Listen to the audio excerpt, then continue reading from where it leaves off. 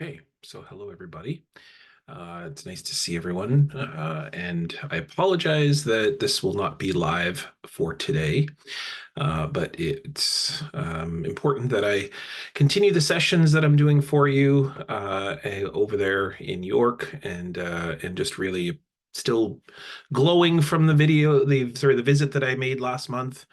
I'm right here in my studio in Treaty One territory here in my home.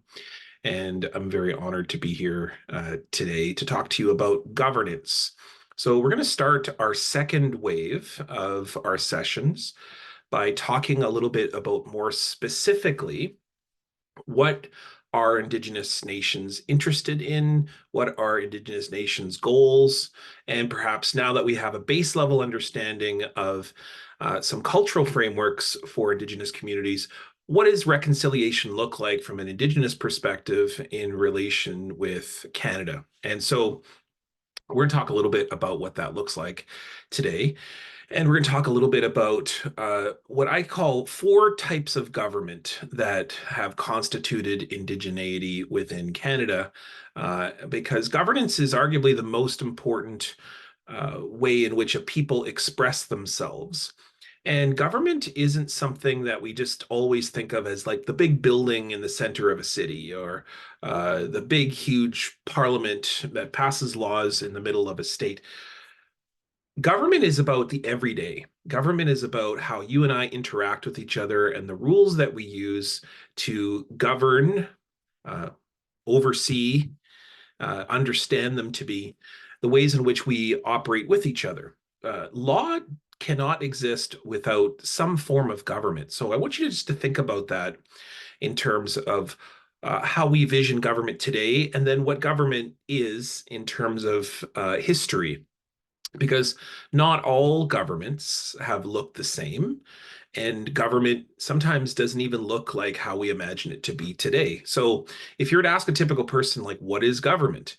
They would say, oh, well, a president or a prime minister. And then in the United States, we'd say the House of Representatives, the Senate. In Canada, we would say Parliament and the Senate.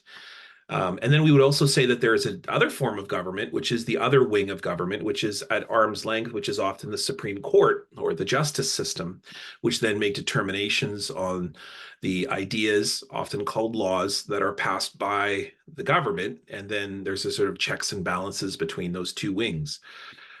For Indigenous communities, these were in operation for millennia. There has always been government here in Turtle Island in these places, but it doesn't look the same way that Europeans had government. In fact, even the way in which government operates today looked nothing like what European governments looked like hundreds of years ago, and still, in many ways, still look today. Like, for example, most governments in Europe for hundreds and hundreds of years, thousands of years, looked like kingdoms. So ruling classes of people for one reason or another, mostly arbitrary, that they were deemed as being rulers, or sometimes through military, sometimes through birth, sometimes just by the mere fluke of being born on a certain day at a certain time. And they would be deemed as the leaders of nations or communities. And though those kingdoms, and oftentimes they were men, would often be in relation with the church. And so they would be a bit of a checks and a balance system in which the kingdom would be seen as passing laws, and the church would also pass sort of laws, but they would generally make decisions on the laws that the kingdom was being passing, like taxes, for example, or determinations on morality, or determinations on who over conflict, for example, making decisions on conflict. So there was always a checks and balance. But if you go back, if you were to go and jump in a time machine, 500 years ago, European government looks nothing like the European government of today. That there would be a parliament, that there would be a way in which we would vote in a representative, and then we would send that representative to a great building, some plum place in London. And now, of course, there is still kingdoms. King Charles right now, formerly Queen Elizabeth. And there isn't really a relationship between the kingdom and the parliament or even the church now. Now, parliament basically is supreme over all of those entities. In fact, parliament regularly passes laws that the church disagrees with or even the kingdom disagrees with. And there isn't a big conflict as a result. Everybody generally understands that parliament is the way in which laws will be passed within England or the Commonwealth, and that's what it looks like over here as well. We don't have kingdoms over here, although particularly we're in the Commonwealth, but that generally is ornamental and symbolic, doesn't mean very much. In fact, the kind of breaking point for Canada and the Commonwealth was after World War II, we often make decisions as a country ourselves on situations like war or conflict or economy. And oftentimes we don't even follow the kingdom that Canada still has a deep relationship with. I apologize for my yawn there. It's I've been traveling a lot, and although maybe I'm just finding European government a bit boring because it is a bit boring in the way in which it was repetitive over a long period of time and is invested in what I would call the 1%. So the king and the pope would be the only people that mattered for hundreds of years, and more recently, it would be the prime minister. And then the Pope and the King generally are kind of fallen away, or certainly are more symbolic in power than they had been in the past. So my point of saying all of that is that European government doesn't look like how it did 500 years ago. And so why is it that we have trouble envisioning Indigenous government as looking different than it did 500 years ago? Uh, well, it's because we oftentimes have been fed this narrative that Indigenous peoples had no government and there was no governance. And so, what does that look like for Indigenous communities? Well, there in every Indigenous community, even today, there is a remarkable, unbroken string of governance that has been in existence for millennia, for in perpetuity, and it's often based in our traditions. One of the problems, of course, is that our government doesn't look like the same kind of government in that it's not separated from the people. And this is something extremely important that goes into a kind of a philosophy. Uh, in Western philosophy, there is this story in Christianity of uh, kind of well, I call it like the 7 day story. So the 7 day story in Christian Genesis is that God created elements of the earth, and then on the seventh day he rested. And for many philosophers, there's a kind of separation at that point between God and humanity or reality or this world. And so we often think this is where we get the idea that God is somehow way over there in the clouds sitting on a throne. Heaven is way up there, and heaven is distanced from us. And so there's this kind of notion of the creator, and then the creator finished and then went away. And that's where you can get into what's called secularism. So the idea that things can be separated and they shouldn't be interacting, or they shouldn't be one the same. And so this is a very deep way in which European art has emerged, in that Europeans have sort of imagined an art gallery, that you can make a piece of art and then you hang it in a gallery, and you can separate art from humanity. We could say the same thing about health. We could say the same thing about education. We could say the same thing about the church, that we can go to a separate place on Sunday at 10 a.m. and we can go and spend our time with God over here and then go back to our everyday life. The problem, of course, is that that's a European philosophy. It's not saying it's right or wrong, but it is a perspective of creation that never occurred here in Turtle Island for Indigenous nations. There's never been a time in any Indigenous tradition at any point in history that Indigenous peoples went, oh, well, God's abandoned us. God took off. God rested or finished creation and then went away. For Indigenous nations, the creator is still here. In fact, we are the creator. We are elements of the creator, and the creator made us, and we are part of the creator. And the evidence of that is that we are made up of the same particles, the same molecules, the same materials, like water, that exist in creation. And the creator built all of these things and is still here in those elements. Because we know that because when you drink a glass of water, you are not only water, but that water creates life. And the evidence of the creator is life, is that the creator is always creating. See, notice the verb there. And so for Indigenous nations, there would be no separation between the creator and anything you do in your life: health, justice system, spirituality, and of course, government. Now, this is where perhaps one of the main truths are going to come up for us, or we're going to be challenged in a main truth. And this is often framed in a Western government, meaning kind of European/American, and then Islamic governments. And so oftentimes the main criticism of Islamic governments is the non-separation between church and state, or in the case of Islamic nations, mosque and state, or Islam and state, and that they are one and the same. We can't fall into stereotypes, and we can't fall into the idea that just because a government looks differently than us, that it doesn't work, that it doesn't have merits and things that we can that offer and teach us.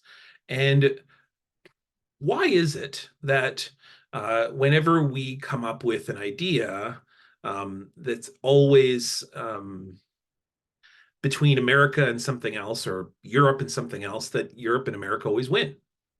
They always get posited as the better one. They always get posited as the more clear one. Or I want us to really separate ourselves, ironically, from that idea. And what I want us to do is sit a little bit with imagining what it would be like if the government wasn't separated from the community. What if the government was the same place as the church, or the hospital, or the university? And we begin to go, oh, we're getting a little bit uncomfortable with those things, because we oftentimes, especially as an academic, I don't want a government to be meddling in the issues of knowledge. What if perhaps there was an understanding of ethics or morality in that system that governed all? And that government wasn't something that we thought of as separate, but that government were the health practitioners, were the teachers, were the spiritual leaders. Instead of us having, oh, we have a president over here, that leader is also a doctor, or a musician. Like, what would that look like? And we begin to start to break down and realize that government can operate in many different ways, and doesn't have to be the way in which we've inherited. And that's where we begin to open up the idea that Indigenous peoples have had government for millennia, have always had these places in which decisions have been made, but they haven't been things that have been completely separate to everyday life. In fact, the more closer they are to life, the more informal processes, the stronger they are, the more ability to evoke change and to evoke civilization or morality and ethics in relation to the practices that operate. And so I want to go through what are four sort of Indigenous government styles, or Indigenous governments that have existed in the past to the present. I'm going to end off by talking about a bit of a hybrid model that has emerged in the country that perhaps can give us a method or an example of what reconciliation might look like when it comes to the issue of Indigenous governance. So now, I've already opened up the first type. I've already sort of opened up that idea to you, which is the idea of a kind of ceremonial, or a traditional, or an informal governance that has been in operation for Indigenous peoples for a long period of time. So one of the most important things to understand about Indigenous governance is, regardless of what nation you're talking about, regardless of what geographical landscape you're talking about, regardless of what language or tradition or territory that you're talking about, for every Indigenous nation, Government is egalitarian. It's intended to be something that's diffused throughout the entirety of society. We might say to yourselves, well, that's no different than Canadian society. It's, yes, we have a government over here, but we also, our government is between all of us and so on. Indigenous government, the difference is that the decision-making positions is especially diffuse.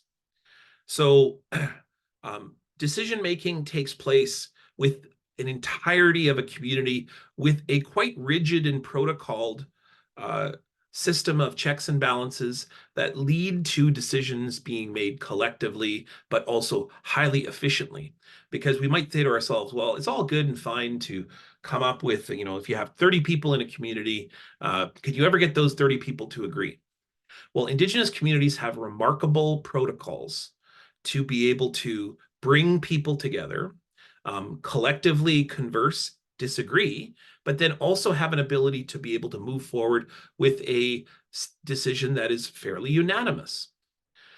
And that system is driven by a relationship with the earth. So most Indigenous nations have cultural frameworks in which there is a collectivity with the earth or a connection with the earth that then operates inside of our identity. So for Anishinaabe people, that's our clan system. That's in which the story is that when we were placed as human beings, when Anishinaabe were placed onto creation, is that those who would care for us, to escort us, to teach us, to give us a sense of place and geography and identity. It was the animals, it was the birds, it was the fish, who then took it upon themselves to take human beings under their wings, fins, paws, and care for us. And our recognition of that gift is our clans, meaning that when we introduce ourselves, we would say, Nigaan Webadum Nadijna, that my name is Nigaan Webadum, that's what they call me, or that's how creation sees me. Namagoshin Dodem. Namagoshin is rainbow trout.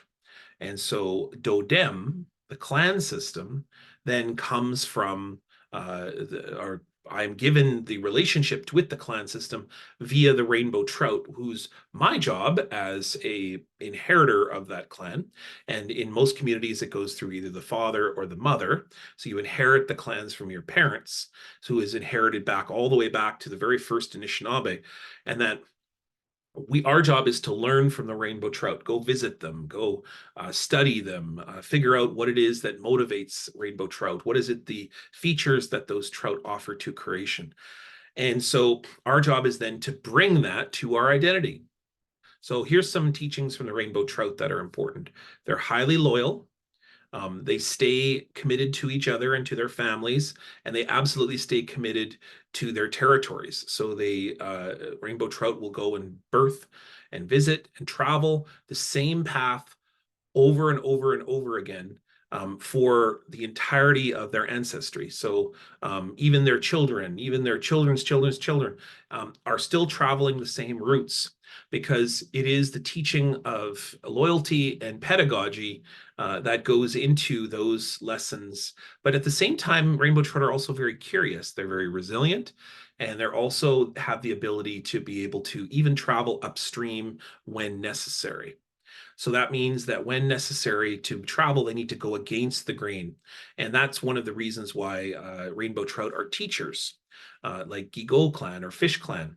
Fish clan, all the different fish. There's sturgeon, there's jack, there's pickerel or walleye, or there's all these different types of fish that constitute different teachings. But the one teaching that all fish have is around education. It's around burrowing deep in the land and the water. It's about traveling far distances. It's about experiencing many things through curiosity and through engagement, but through collectivity. So you can start to see where all of these different teachings for trout come from, or from fish come from. And so we as Dodem, as clan members that carry that identity of fish, our job is to bring education to the people. So we're like sort of the ministry of education. So when we have ceremonies, people will say, well, we need to philosophize about this decision, and we need our fish clan relations to offer their thoughts on what it is that we are doing, or the decision that needs to be made, or we need to have this dream interpreted that's held by this leader, and the fish clan needs to stand up and do that.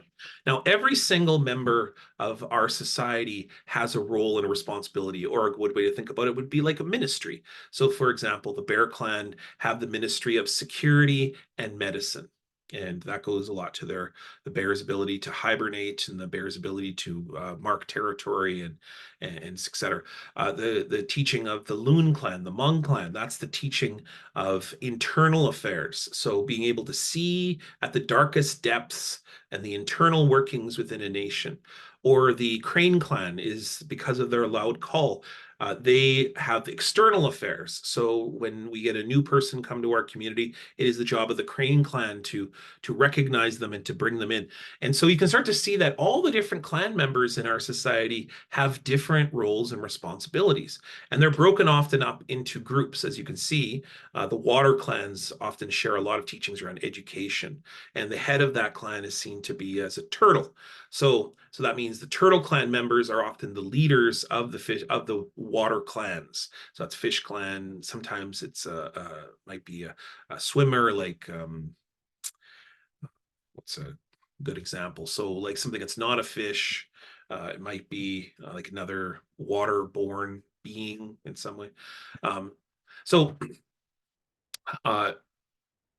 many different types of clans, all bringing together in council a sense of decision making. So what happens is the first form of governance that I wanted to tell you about is ceremonial governance, or traditional governance, which is that's how we made decisions together. We would get all the community together. It would often be during a feast, during every day. So we have ceremonies that we do every single day. That's usually recognizing water, recognizing fire. That's how we open up every day. And then we go out into creation, and sometimes we'll do our everyday, go do our work, go hunt fish, collect food, collect medicines, go and teach the young people, and go out and go adventuring and traveling. And so, but every single day we have certain protocols. And so at some point during that day, a council would be called, and then we would have to make a decision together. And that means that we have to recognize and offer those different departments or ministries.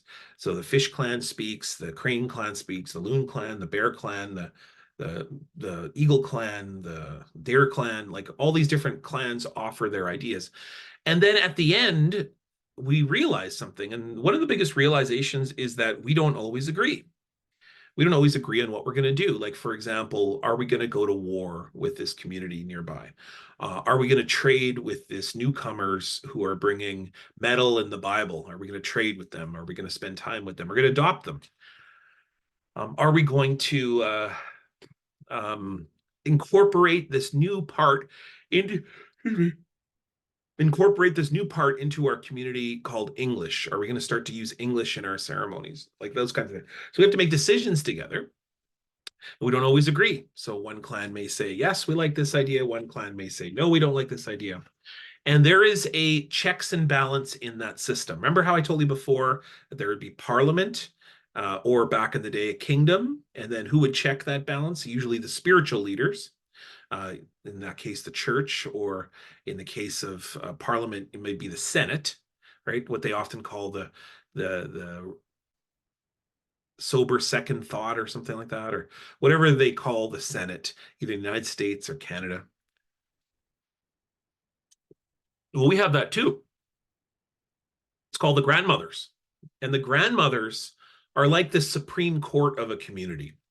And so within every community, there's kind of a group of grandmothers, and sometimes there's a fixed number, sometimes there's a large number, sometimes there's a small number, but generally understood by the people that there's a grandmother council who then get together and make a decision on that decision. And they will make a decision that is universally considered to be in the interests of the community. So the grandmothers are the most powerful people. They're like the Supreme Court judges, and they're supposed to be objective, but at the same time, they also check and balance each other. So they converse, they have to persuade, and they have to convince one another. And if any of you know the power of grandmothers, if you have a grandmother yourself, you know that grandmothers don't use violence. Most often don't, but they use things like humor, or they use things like song, or they use things like patience and virtue and kindness. And so grandmothers are like the most savvy political beings out there. And anybody that have a grandmother, you know exactly what I mean. You know that grandmother is gets like for instance, how many times have you done something for your grandmother and you're like, how did she get me to do that? And you're like, oh, because she's granny or she's. And so here's my point is that when we needed to come together as a community, the clan system, and not all Indigenous peoples have clan systems. I'm just telling you about Anishinaabe.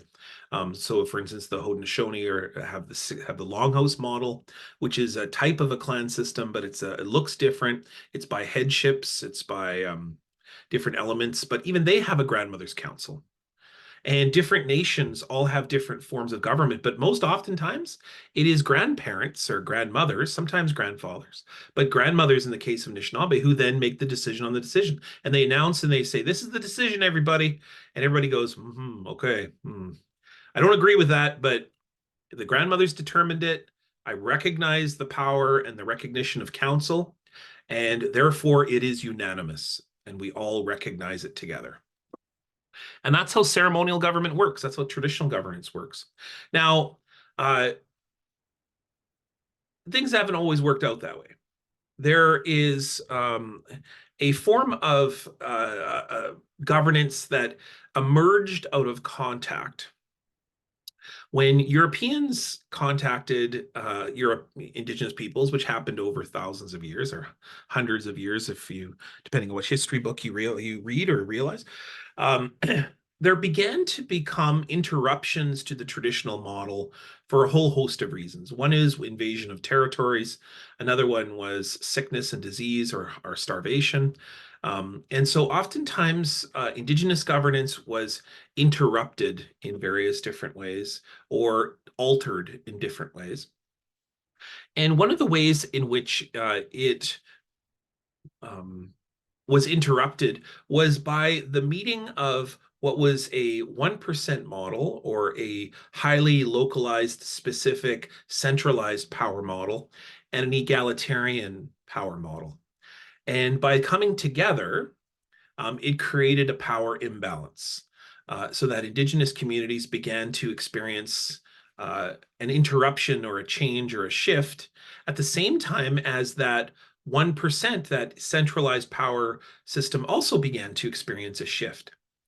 And coming together, there's a whole host of different ways that traditional governance and European governance began to impact each other. This is where I get into the famous thing that I say many times, I've said many times in this series, and I'll say it again, which is that it wasn't just Indigenous peoples who were impacted. And so that governance model became under perhaps duress. Like, for example, when Europeans witnessed Indigenous communities, they said, what, your grandmothers are the most powerful? Well, what kind of weak, terrible civilizations do you live in? Because back home where we are, grandmothers mean nothing. Or if they do, maybe, they might mean a little bit if they're the queen, but generally we don't respect women. We don't want women to make decisions. We don't think women are capable of making decisions. So your society that's being decided upon by women, we see you as inferior. We see you as savage. We see you as backwards. So then stereotypes abounds. But equally and opposite, European governance began to also be impacted at the same time that witnessing Indigenous governance. The people who were representing the crown, the 1%, started to look at Indigenous communities and go, you mean that everybody gets a say? You mean that everybody has a role and a responsibility in the decisions that are made in that community? And holy smokes, women can do amazing things when they are in charge or when they're a part of the decision-making body. So these people that were in existence for the crown, whether they be fur traders, whether they be everyday Europeans, whether they be philosophers or writers or poets, began to look to Indigenous communities and go, oh, maybe our way is not the only way. Maybe there's other ways.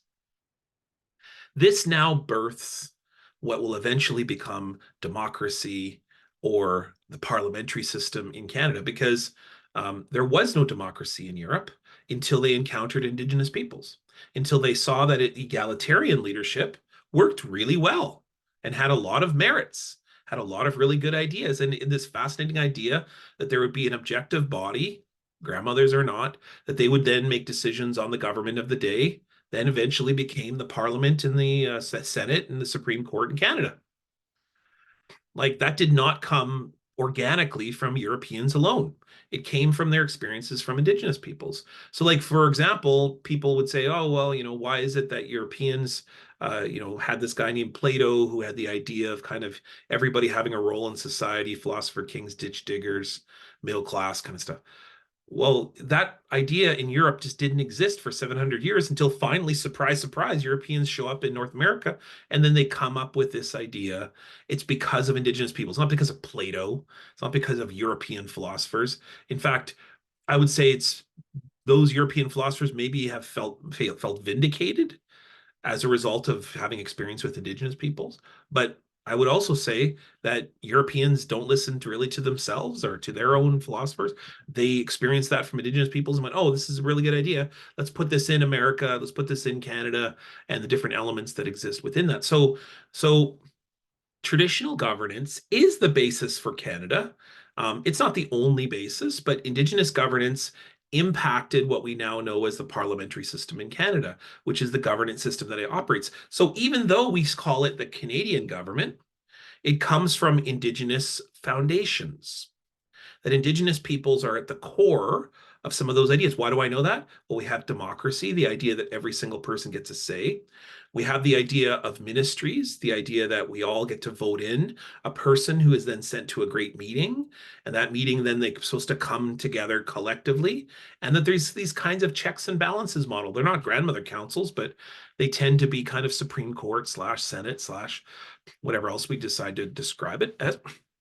So that means that the second form of Indigenous governance that's in existence is the Canadian government itself.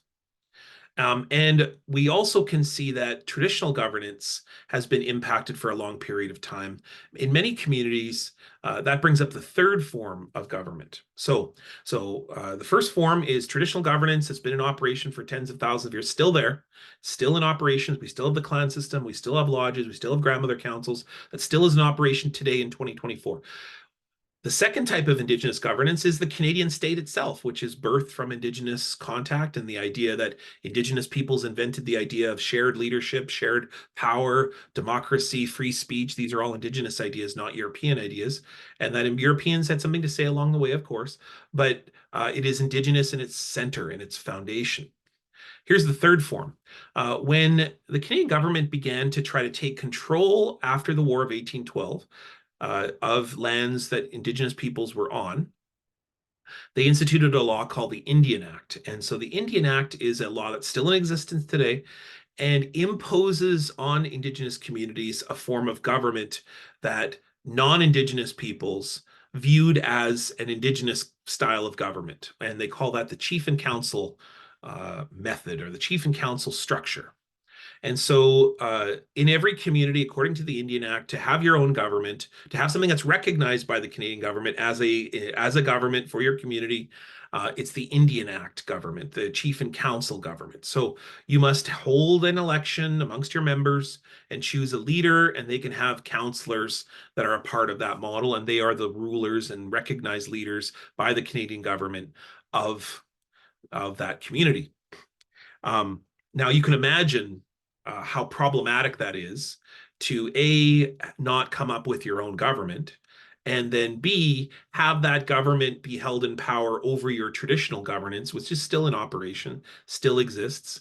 We may not always see it. Like, for example, not everybody has a lodge or ceremonial grounds anymore. The grandmother's councils might not look formal anymore. They might be like visiting on the weekend, but it's always that one grandmother's house where everyone gets together and the decisions of the community takes place. That all still happening, even if it's not formal.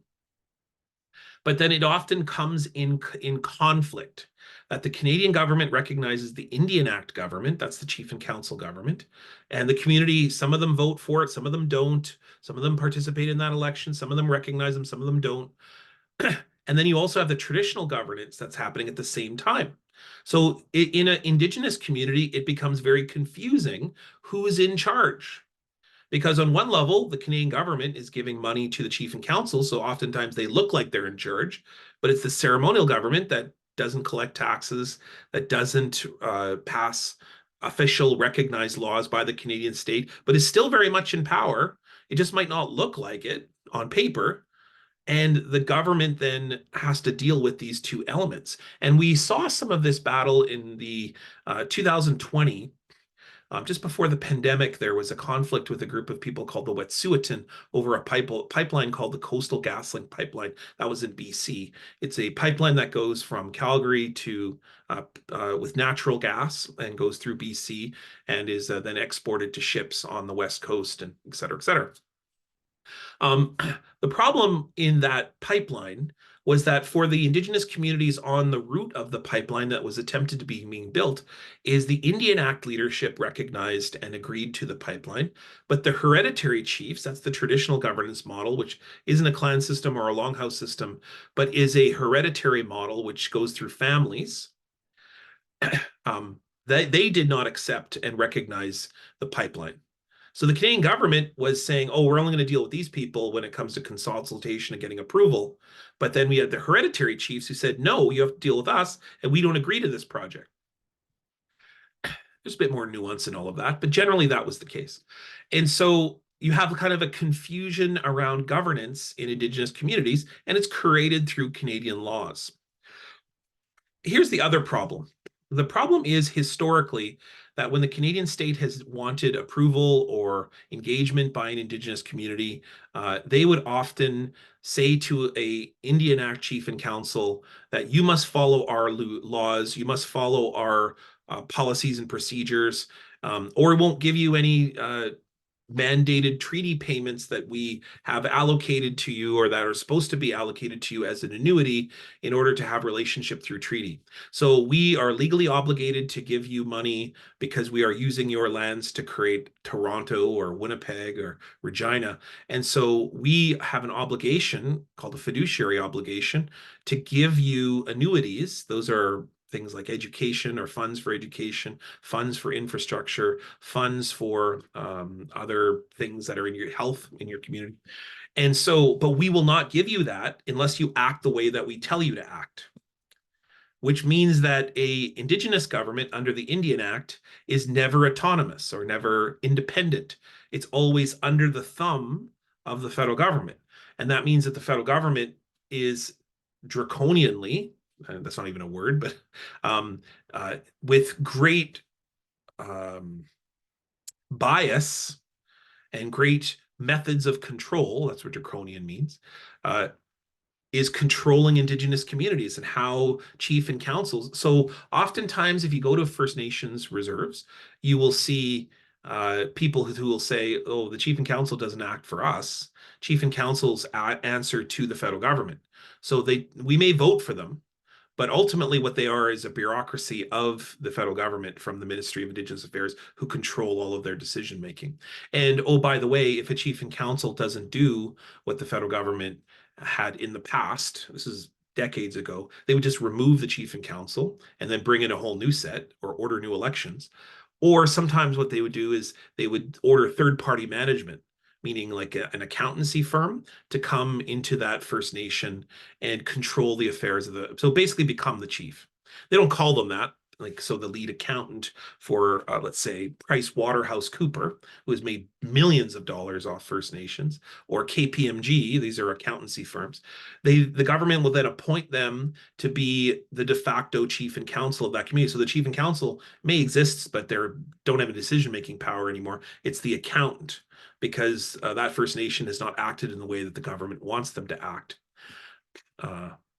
They've used money for this instead of using money for that. So they say, well, okay, we're putting you in third-party management and we'll put the controls over you.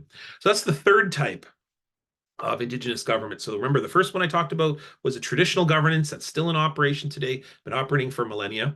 And then there's this kind of Canadian state, which is Indigenous in its core, but yet resists that, or perhaps you haven't learned that.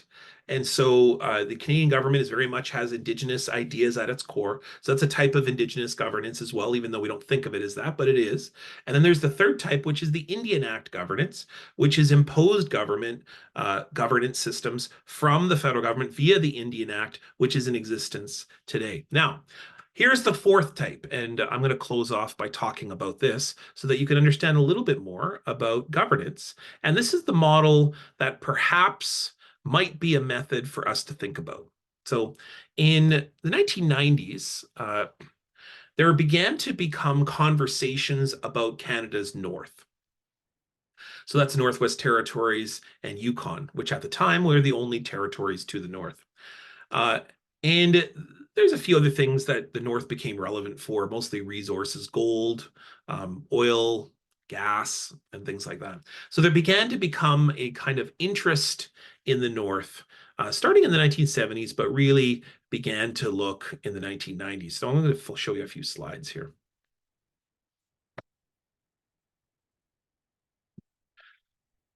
Yeah. One of the things that really struggled or began to get Canada to have interest in the North, because generally Canada kind of ignored the North or didn't really used it as a bit of a resource colony,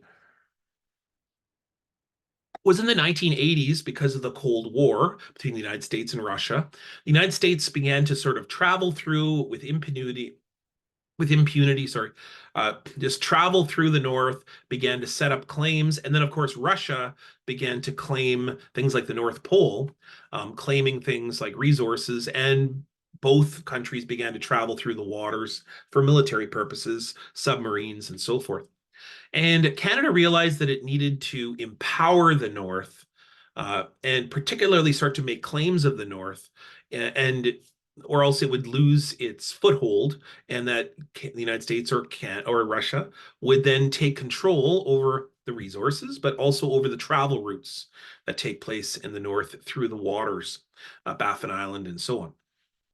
So Canada needed a self-governing territory, and what they realized was that the government of the Northwest Territories and Yukon were generally imposed Canadian parliamentary systems, which had little to no power, and Canada didn't recognize them as having power. So why would anyone else recognize them? Why would the United States and Russia even care if the territorial government said, "Please don't travel through our waters"? Nobody would be like, they'd be like, "Go ahead, try to stop us." So the Canadian government realized something very significant, and they needed to work with the people. Now, in the North, working with the people means working with Indigenous peoples, because in the North, 50% plus communities are Indigenous. In some cases, 60 to 70% are Indigenous. And so the government of the Northwest Territories agreed to this jurisdictional split, and they said, we're going to create an Indigenous territory. So in the 1990s, the Nunavut land claim settlement, which was something that was needed by the Tlicho, the Dene peoples, and also the Inuit peoples who are up there, who began to negotiate for the creation of a provincial style government, but it would be called a territory, particularly with Inuit. And the Inuit were very influential, the Tlicho too, but the Inuit were very influential on forming this style of government under the name Nunavut. Now, this government, designed by the Inuit, with Indigenous communities, Tlicho and so on, had some central core principles. Here's the first one. The first one was that there would be no parties. The government would work on consensus and agreement, and that there would be no centralized office. They would have different ways in which the government would move, as opposed to one city, one place where the government exists. There would be different places that the government would travel to all throughout the territory. So the government would move to the different places and communities and would focus on supporting local economies. So making sure that the government is diffuse as the people, just like the power. And that was the creation of Nunavut. So the creation of the territory in Nunavut took place in the year 2000. And while there were issues of Nunavut, they eventually have a flag. They continue for 24 years now, have a parliamentary-like system, but they don't have parties. They have individuals. Sometimes they have people who talk about being members of parties or talk about being from certain cultures and communities, but it is almost always exclusively majority Indigenous. This is where we get, by the way, the first Indigenous premier in the country. This is, of course, it's a territorial premier, not a First Nations premier, Inuit premier, but of a territory, not a province. That's what I meant. Sorry. So Now we have an Indigenous leader of a province, that's Wampanoag here in Manitoba, but back in 2000, there was a Indigenous leader of a territory.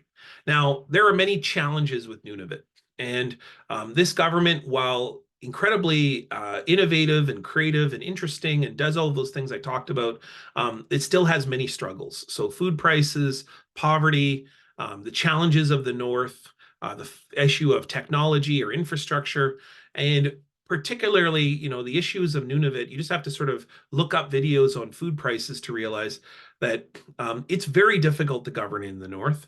And oftentimes you're focused on local issues. And so the government of Nunavut has not yet reached its crescendo or its kind of point of understanding and relationship that perhaps would be a method of reconciliation. But the government of Nunavut is the territorial government of Nunavut, and arguably have influenced the Northwest Territories and the Yukon governments, who are still very much Canadian-like looking governments, oftentimes in parties, oftentimes with one centralized government. They work very competitively. But the Nunavut government is a bit of an anomaly, but they've influenced those governments in different ways to get work done. And the Nunavut government is really seen as kind of a method that is a potential way that reconciliation may go forward. So to end off for today, the the kind of way in which Indigenous government works is four different elements. So there's the traditional governance, still in operation today, been in operation for millennia. The second one is the Canadian state as being kind of a foundation for thinking about an Indigenous governance that's quite expansive, quite big, but we don't often think as Indigenous. And then there's the Indian Act governance, which is imposed governments, which is in communities. And the last one, which is a kind of innovative, creative form of government called Nunavut, which exists in territories. And all of this is to say that Indigenous peoples are foundationally a part of every single government in this country in some way or another. But it is the challenge of governance, the challenge of making decisions as a community on your own, that is going to be the biggest challenge going forward in the future. Because if Canada is going to evoke and create an economy, you're going to have to deal with Indigenous communities and the nations that they come from, the leadership that they choose for you to deal with. If we're going to make a decision on working together, living together, and sharing this environment and working together, it's going to be Indigenous leadership that will help Canada to be able to become an environmentally safe place or environmentally healthy place. So that will be not just leaders from like politicians, like chiefs and councils or grandmother councils. It's also going to be like everyday Indigenous leaders, like scientists, like storytellers, like elders with traditional knowledge that understand geese migration and weather, and they understand long histories involving how the animals interact with nature. All of those things are going to be critical. So the leadership is going to look something very diffuse. And that will be something that moving forward in the future, it's best for the prime minister to probably listen to an elder than it would be to listen to a politician or a premier or an MP or a senator. All of those things is to say that there's governance is a big challenge, and governance is the question of governance is still very much vexed for Indigenous communities.